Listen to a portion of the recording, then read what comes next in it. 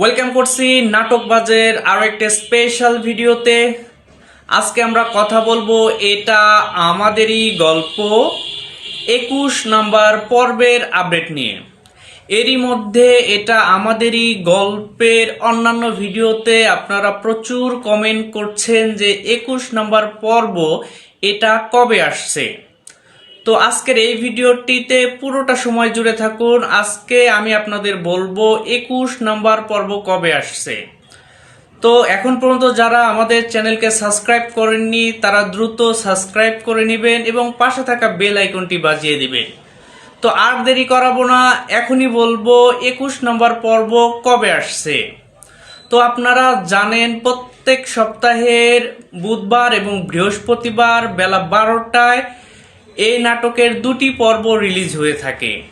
তো বুঝতেই পারছেন এই যে রানিং সপ্তাহটা যখন আপনি ভিডিওটি দেখছেন তার এক বা দুই দিন পরেই কিন্তু 21 নম্বর পর্বটি চলে আসবে, অর্থাৎ বুধবারে আপনি 21 নম্বর পর্বটি পাচ্ছেন।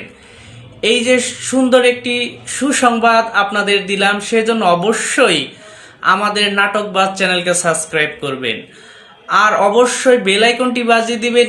এজন্যই পরবর্তী 22 নম্বর পর্বের আপডেটও কিন্তু আপনি নাটকবাজ চ্যানেলে পেয়ে যাবেন। সো দেরি না করে এখনই সাবস্ক্রাইব করুন নাটকবাজ চ্যানেল। আর হ্যাঁ, এটা আমাদেরই গল্পের সবচাইতে প্রিয় চরিত্রটি আপনার কে, আর সবচাইতে ভালো অভিনয় করেন কে। আমি একটা চরিত্রের কথা বলবো, দেখবেন সেই চরিত্রটা আপনার কাছে কেমন লাগে। আমার কাছে স্পেশালি একদম ইউনিভার্সাল টাইপের অভিনয় করেন হচ্ছে মনিরা মিঠু। মনিরা মিঠুর অভিনয় আপনার কেমন লাগে আপনি জানাতে পারেন কমেন্ট সেকশনে। আর হ্যাঁ, সামির এবং মেহেরিনের জুটিটা কিন্তু দুর্দান্ত। আর ফাহাদের কথা নাই বললাম, সে তো এই নাটকে তার চরিত্রটাকে অন্য লেভেলে নিয়ে গেছে। সো আশা করি তাদের এই কেমিস্ট্রিতে এই পারিবারিক ধর্মীয় নাটকটা আপনার অনেক সুন্দর লাগছে। সো আমরা ধন্যবাদ জানাতেই পারি মোস্তফা কামাল রাজকে এত সুন্দর একটি নাটক নির্মাণ করার জন্য। তো দেখা হচ্ছে 22 নাম্বার পর্বের আপডেট ভিডিওতে। ততক্ষণ পর্যন্ত ভালো থাকবেন, সুস্থ থাকবেন, নাটকবাজ চ্যানেলের সাথে থাকবেন সাবস্ক্রাইব করে।